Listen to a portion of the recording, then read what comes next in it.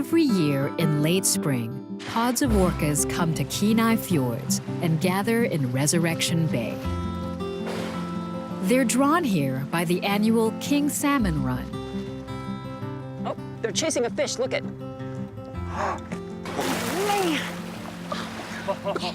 Now that was a big salmon. The presence of these graceful giants, also known as killer whales, attracts all kinds of whale watchers. Wow. From delighted tourists to dedicated scientists. Craig Matkin is the director of the North Gulf Oceanic Society. He's been studying orcas in the Kenai Fjords area and Prince William Sound since 1977.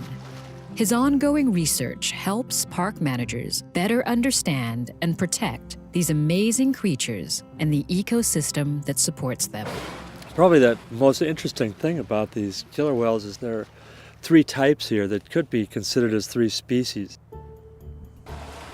We have offshores, we don't see them much, and we have the resident types, which are the salmon eaters, and we have the transients, which are the mammal eaters. Craig spends most of his time studying the more numerous fish-eating orcas, or residents, which are the easiest to watch and follow. Craig's primary research tool is the camera. After more than 3 decades of photo documentation, he's created files for over 200 individual whales.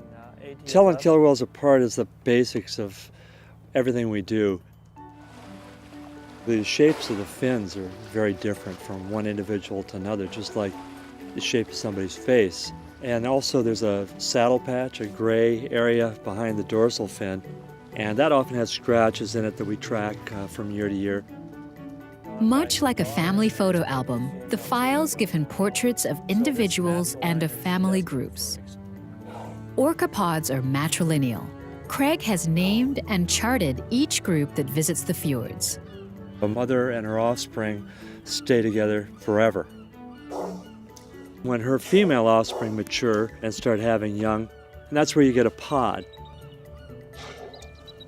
Craig can recognize the distinct dialects of different pods when they call underwater.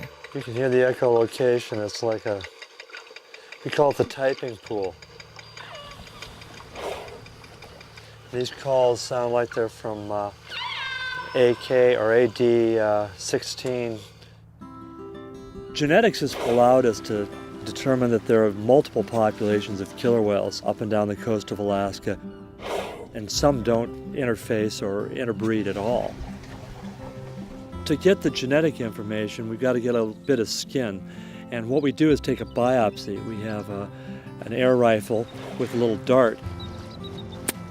Darting also allows Craig to measure the level of toxic chemicals in the different orca populations. Because the transients eat at the top of the food chain, we see some of the highest contaminant levels than anything on Earth. Craig hopes that by broadening our understanding of orcas, he will inspire us to protect the ocean ecosystems that support them, ensuring that orcas will continue to amaze visitors to Kenai Fjords National Park for generations to come.